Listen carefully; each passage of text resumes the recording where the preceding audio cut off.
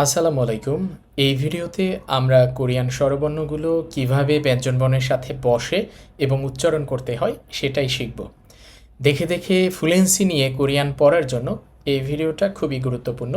বিশেষ করে যেই ছকটা দেখতে পাচ্ছেন, বুঝে বুঝে এই ছকটা পড়তে হবে এবং লিখতে হবে। তাহলে আপনি কোরিয়ান দেখে দেখে পড়ার সময় আটকে যাবেন না। বাংলার মতো ফ্লুয়েন্সি নিয়ে খুব তাড়াতাড়ি পড়তে পারবেন। ব্যঞ্জনবর্ণের সাথে স্বরবর্ণগুলো যুক্ত করার জন্য স্বরবর্ণের কার চিহ্নগুলো নিয়ে একটু কথা বলতে হবে। আমরা ইতিমধ্যে স্বরবর্ণের কিছু কার চিহ্ন শিখেছি। যেমন আমরা শিখেছি আ, এটা হবে আকার। আমরা শিখেছি অ, এটা কোনো কিছুই হবে না, মানে অ থাকলে সেটার কোনো কার চিহ্ন হয় না। আমরা শিখেছি ও, এটা হবে ওকার। উ, এটা হবে উকার বা রসুকার। উ, এটা হবে দীর্ঘকার এবং ই, এটা হবে রসিকার বা ইকার। যদি আমরা স্বরবর্ণগুলোর কথা বলি তাহলে এখানে আমাদের টোটাল 6টা স্বরবর্ণ আছে, কিন্তু আমরা জানি আমাদের মোট স্বরবর্ণ হচ্ছে 10টা। আমরা 6টা স্বরবর্ণের কারচিহ্ন লিখেছি, আরও 4টা স্বরবর্ণের কারচিহ্ন বাকি আছে। যদি আমরা সেই 4টা স্বরবর্ণের কারচিহ্ন পারি তাহলে এই বর্ণগুলো সহজেই ব্যঞ্জনবর্ণের সাথে যুক্ত করে পড়তে পারবো। কোন 4টা স্বরবর্ণ বাকি আছে দেখেন। এখানে আমরা আ লিখেছি, কিন্তু আমাদের ইয়া এই বর্ণটা রয়ে গেছে, এটার কোনো কারচিহ্ন আমরা লিখি নাই। আমরা অ লিখেছি, কিন্তু ই অ এটা বাকি আছে। আমরা ও লিখেছি, কিন্তু ই ও এটা বাকি আছে। আমরা উ লিখেছি, কিন্তু ই উ এটাও বাকি আছে। একটু খেয়াল করেন, এখানে আমরা যেই বর্ণগুলো লিখেছি এই বর্ণগুলোর উচ্চারণ হচ্ছে সিঙ্গেল সাউন্ডের উচ্চারণ, বা একবারই বলা যায় এরকম আ, এখানে সিঙ্গেল সাউন্ড। অ, ও, উ। কিন্তু আমাদের যেই 4টা স্বরবর্ণ বাকি আছে এগুলো ডাবল সাউন্ডের উচ্চারণ। যেমন ই আ, এখানে কিন্তু ই একটা সাউন্ড, আ একটা সাউন্ড।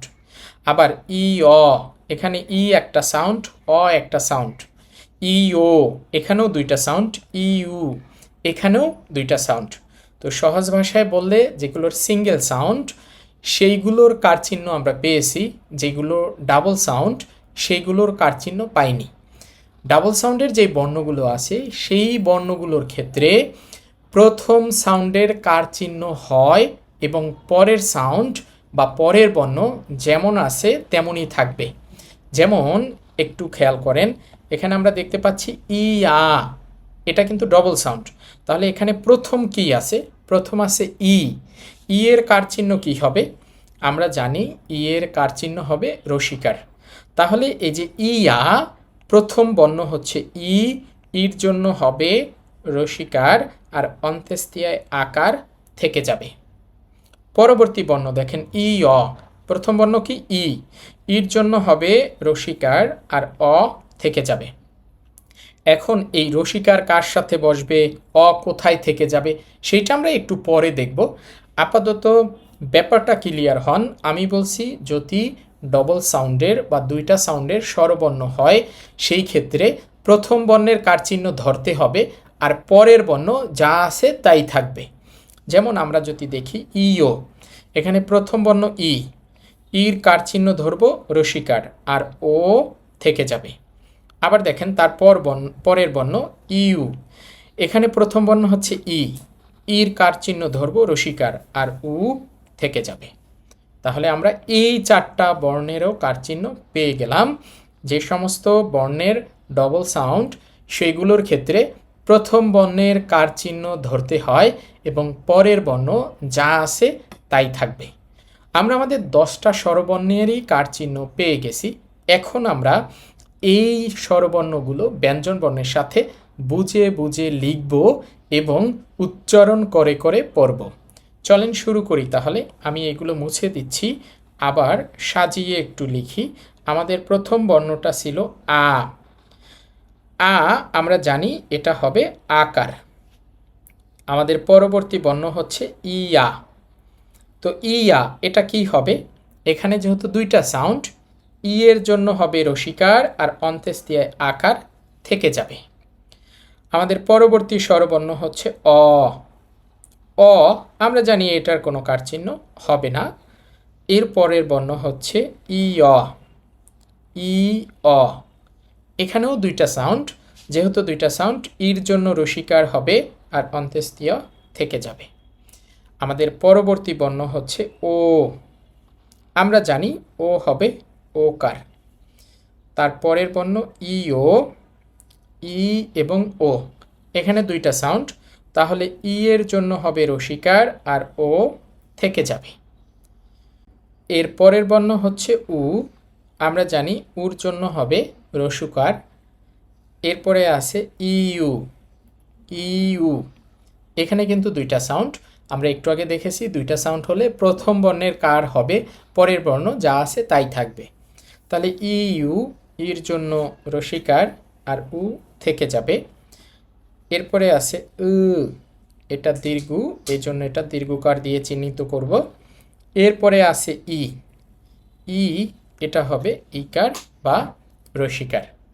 আমাদের কার চিহ্নগুলো আমরা ভেঙে ভেঙে লিখেছি। এখন এটার সাথে আমরা ব্যঞ্জনবর্ণ যুক্ত করব।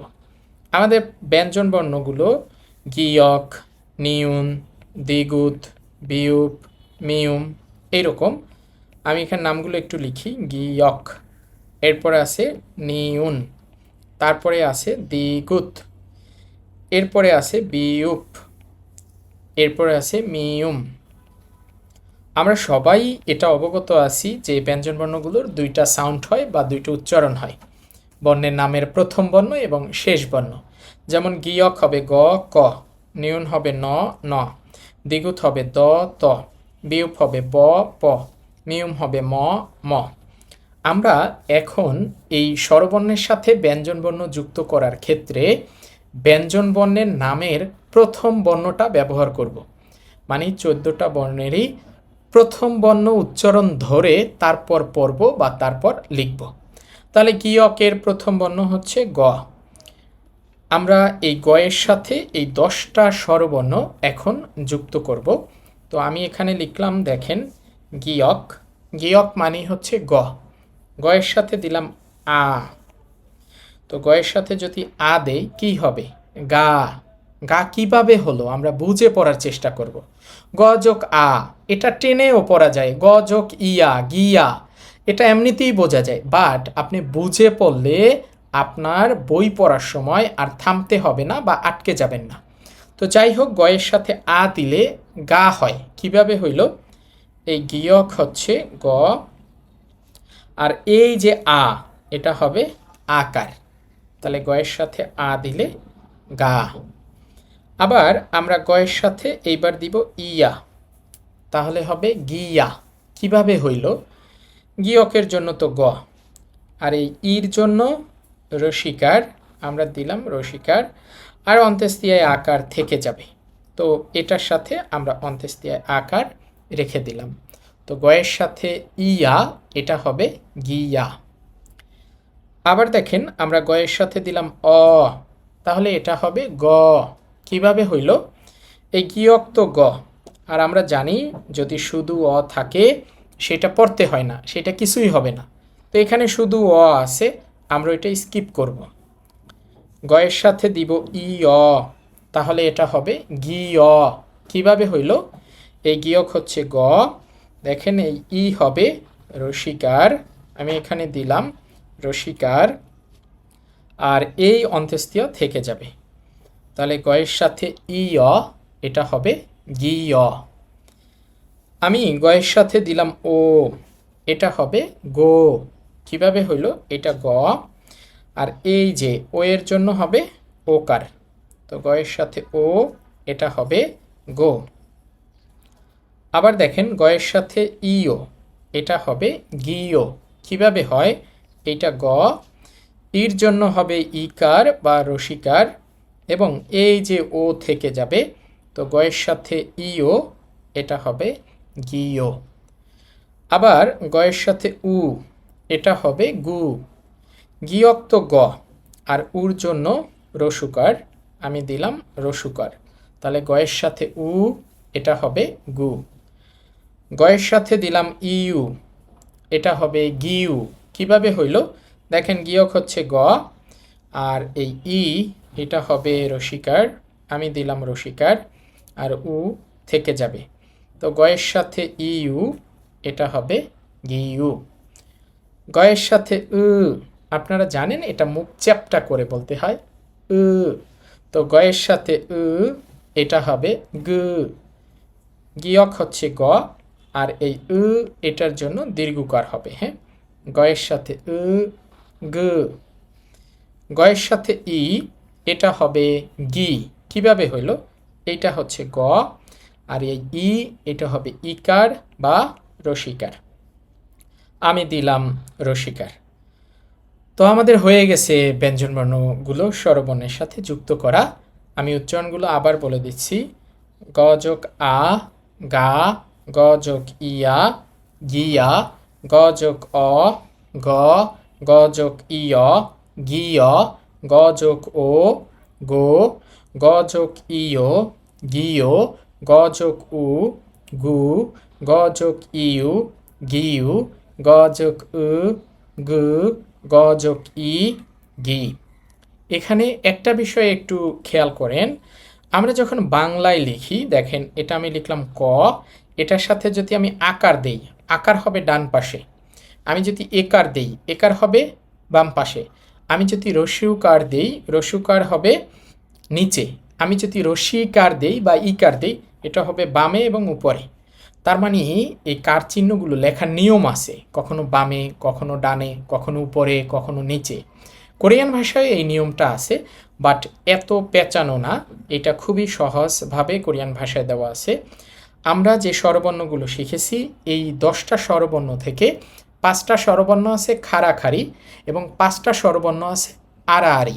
যদি আমি আপনাদের এখানে একটু লিখে দেখাই, দেখেন আ, ইয়া, অ, ইয় এবং ই, এই 5টা স্বরবর্ণ হচ্ছে খাড়াখাড়ি।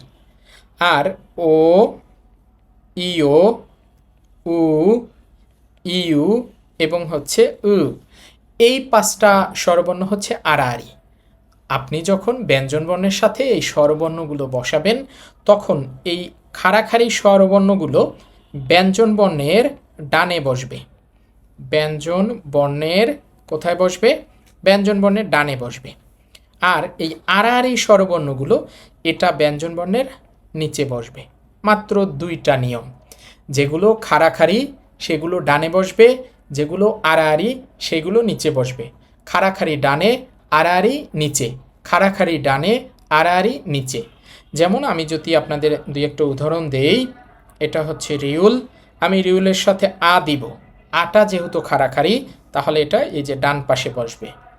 আবার দেখেন এটা রিউল, আমি যদি এটার সাথে ও দেই, ও এই বর্ণটা যেহেতু আড়াআড়ি, এইটা এই রিউলের নিচে বসবে। আবার দেখেন এটা গিয়ক, আমি যদি গিয়কের সাথে ই দেই, এটা খাড়াখাড়ি ডানে বসবে। আবার এটা গিয়ক, আমি এটার সাথে যদি উ দেই, যেহেতু এটা আড়াআড়ি, নিচে বসবে। এই কারণেই আমি উপরে যখন লিখেছি কিছু বর্ণ ডানে লিখেছি এবং কিছু বর্ণ নিচে লিখেছি।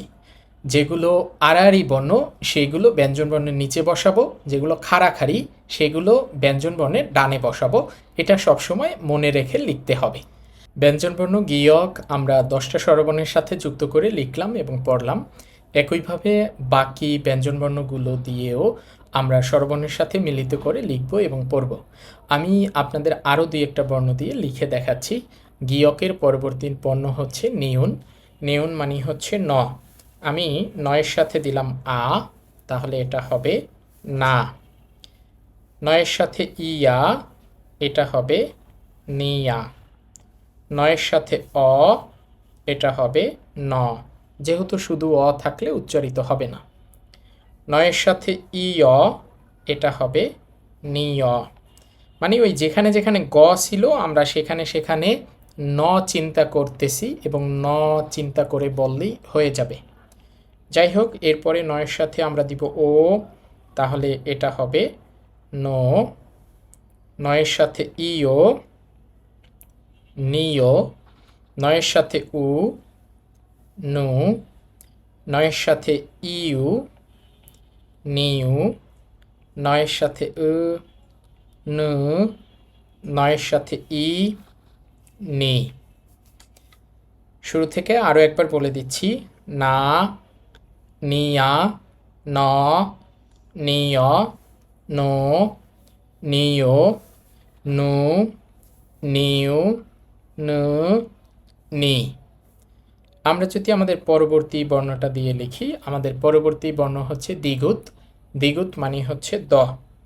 তো দয়ের সাথে আ, দা, দয়ের সাথে ইয়া, এটা হবে দিয়া, দয়ের সাথে অ, দ, দয়ের সাথে ইয়, দিয়, দয়ের সাথে ও, দো, দয়ের সাথে ইও,